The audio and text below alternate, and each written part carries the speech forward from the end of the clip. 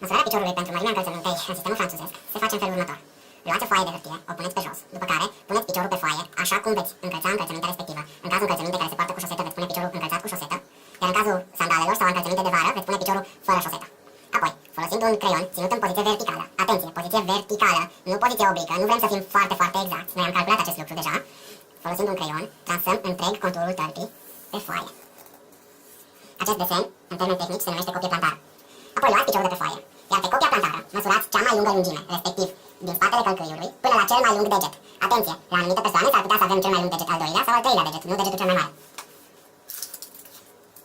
În cazul nostru, măsurăm cea mai lungă lungime, care este 22 de centimetri. La acești 22 de centimetri, întrucât nu vrem ca încălțămintea să fie exactă pe mărimea piciorului dumneavoastră, întrucât o încălțăminte exactă vă va lovi la unghi și vă va deranja, trebuie să adăugăm 0,5 cm. Respectiv, din 22 de centimetri avem 22,5 cm. Apoi, acești 22,5 trebuie să îi mulțim cu 1,5, întrucât un centimetru de croitor este 1,5 cm de cizmar.